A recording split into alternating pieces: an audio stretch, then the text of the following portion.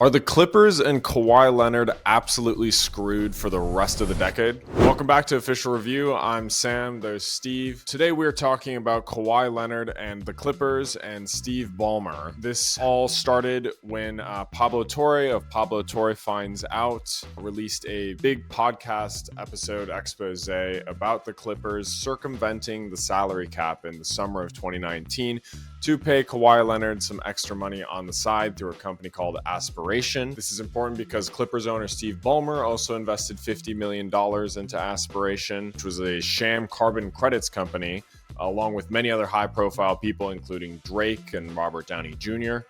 In 2021, the Clippers announced a $300 million deal with Aspiration to put their company name on their jerseys. Obviously, that fell through. The main thing is they had a contract to pay Kawhi Leonard $28 million over 4 years to essentially be a brand ambassador. The problem is Kawhi didn't make a single social media post or do a single commercial. It's not uncommon for a player to be sponsored by their own jersey sponsor, like Jason Tatum, Anthony Edwards, both do ads for their jersey sponsor. But the thing is they do ads. Kawhi did absolutely nothing. It's important to note that Torre had 7 anonymous sources in Aspiration saying that this was explicitly for salary cap circumvention. So obviously the suspicion is that Steve Ballmer brokered a deal where Kawhi got paid on the side to lure him away from the Raptors after winning that championship in 2019. And basically right now there's 2 sides to this. One, that Uncle Dennis, who's Kawhi's uncle, who was documented at the time going around to various teams asking for money and assets under the table explicitly, went to Aspiration himself and brokered a deal without the Clippers.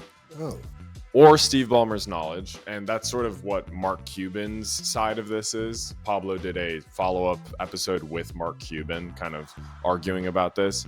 Cuban is like, there's no way Steve Ballmer knew anything about this, and he also thinks that the Clippers don't know anything about this, and that it was just strictly a deal between Uncle Dennis and Aspiration. Or it's that Steve Ballmer and the Clippers are guilty and used Aspiration to circumvent the salary cap, which is a serious NBA offense. So Steve, after learning about this, what was your first reaction? What's stuck out to you first? Well, I think the fact that it was Kawhi Leonard and we already knew about his uncle in the past trying to get more assets out of teams under the table, I immediately thought he was guilty. I think that's kind of the easy direction to go in. And then I saw the interview with Steve Ballmer where he's being asked about the whole situation. Yeah. And his body language to me was saying, I'm lying. He just completely denied it, but he didn't deny it well, in my opinion. And the whole Mark Cuban thing doesn't help the case either, because I'm pretty sure there's something funny going on with Dirk Nowitzki and them, paying him in some other way to stay on the team. And, I don't know all the details there, but I don't think just because another billionaire. He took some discounts, yeah. He took some discounts, but then they had some lifetime thing with him or something with the franchise, which honestly made a little more sense than some random tree company that, fell apart and had corrupt people running it to begin with. So yeah, my initial thought was guilty. And I don't think Mark Cuban joining the party does anything to help Steve Ballmer's case. I'm sure those guys are pretty cool with each other. I have no reason to believe Steve Ballmer. But. Why this is being taken so seriously is that the salary cap function of the NBA is explicitly to prevent things like this, where the richest owner, who's Steve Ballmer by manyfold, can essentially just buy the best players through paying them the most money. That's why other teams are really, bearing down on this right now.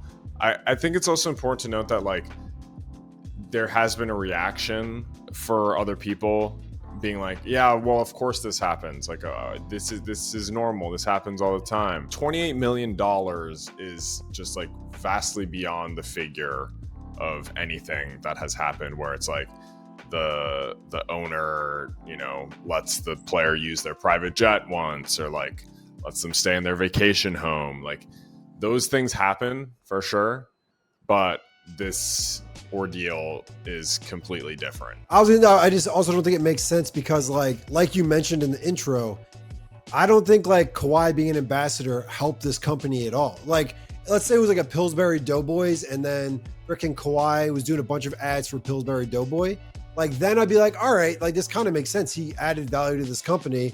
Maybe it's still a little sketchy that like Steve Ballmer's tight with the Pillsbury Doughboy guys, but like it so easily seems like it's like, oh, some company we never heard of.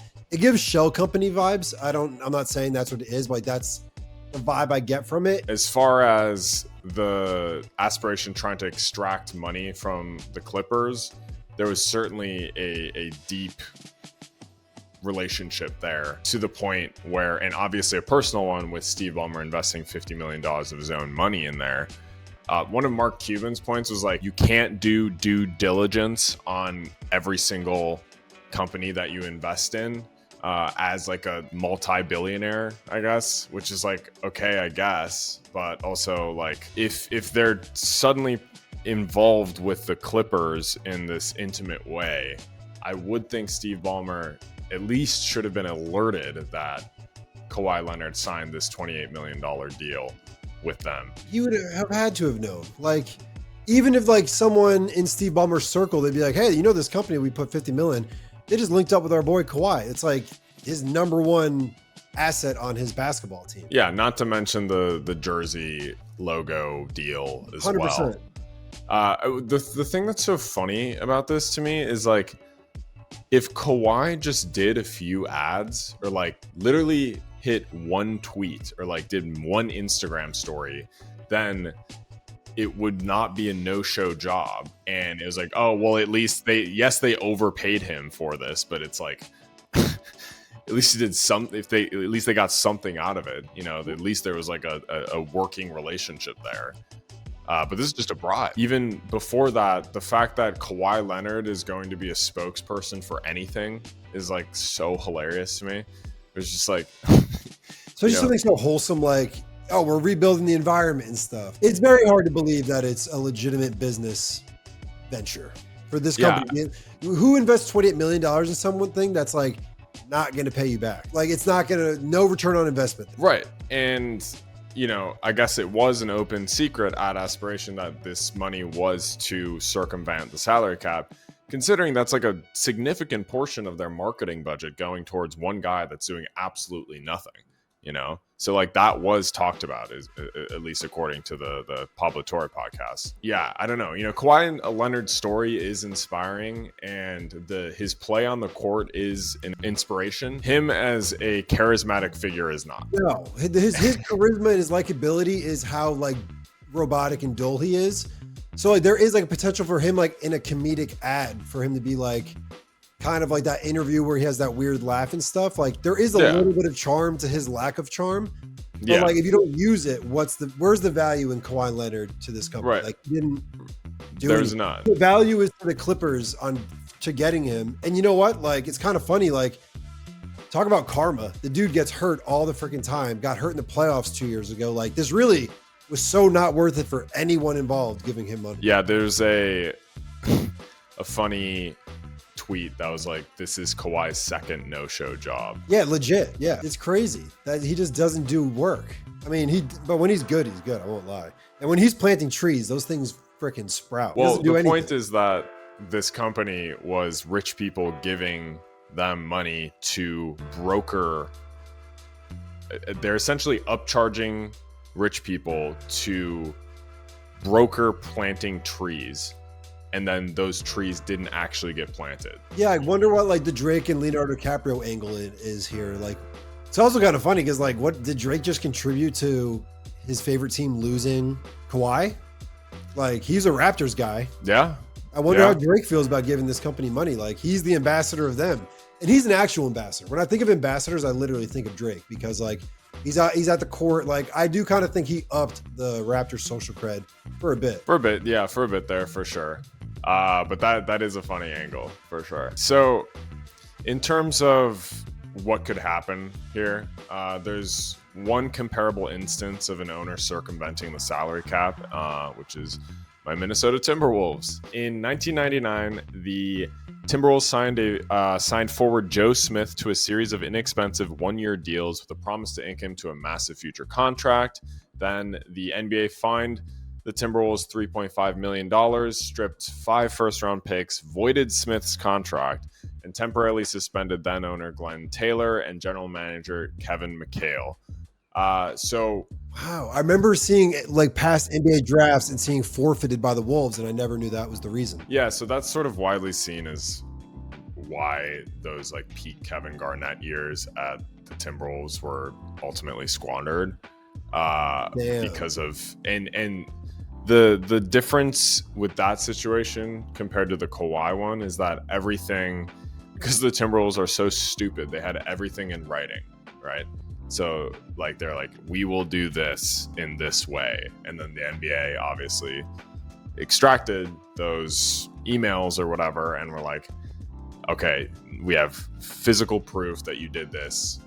We are going to punish you to the fullest extent. Obviously, that was David Stern. The difference right now is that there's no smoking gun, but there is going to be an investigation. The NBA has retained New York law firm Wachtell, Lipton, Rosen, and Katz to conduct the investigation, according to The Athletic, which is the same firm that investigated Donald Sterling and Robert Sarver of the Suns, who were both pressured to eventually sell their franchises. Ooh. Of course. I think that's only fair to have the same law firm that investigated and did take away the franchise. Does that mean I think he deserves to lose his franchise? I don't think so. What do you think the penalty should be? Glenn Taylor was suspended. The Timberwolves were not stripped from Glenn Taylor, right? Exactly. So no, but the Phoenix Suns and the Clippers, those guys lost their teams. Yeah, but that was because of like different stuff. That was 100%. But I'm saying, like, I think it's good that it's the same law firm, because it's like, all right, that you're getting someone who has dealt with NBA owners and potential of losing their team before. Right. So it should be a thorough investigation. We'll see if they actually find anything. There's a lot of damning stuff in this Pablo Torre podcast already. And it needs to be emphasized that Adam Silver actually doesn't need a smoking gun. So there's in the collective bargaining agreement in Article 13, it says that cap circumvention may be proven by direct or circumstantial evidence, including but not limited to evidence that a player contract cannot rationally be explained in the absence of conduct violative of salary cap rules.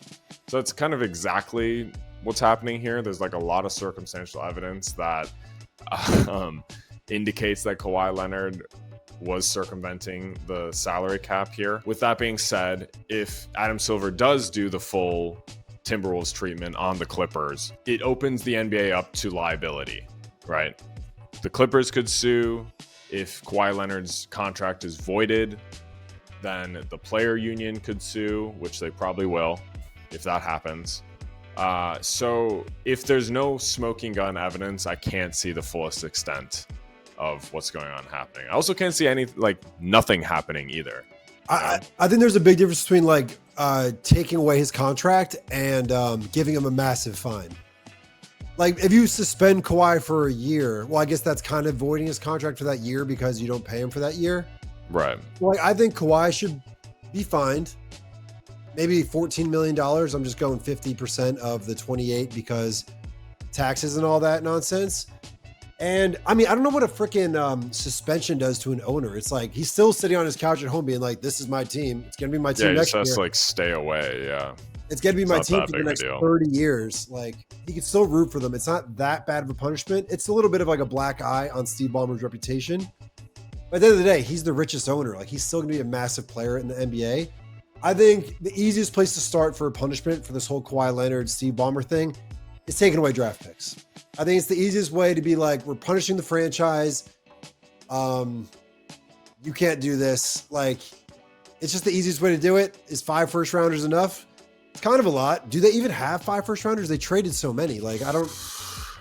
I mean, that would be like that is the most debilitating punishment for the Clippers because it's like, especially for them specifically. Considering how much Kawhi just gets injured, would it be the worst thing in the world in a vacuum for Kawhi Leonard's contract to be voided?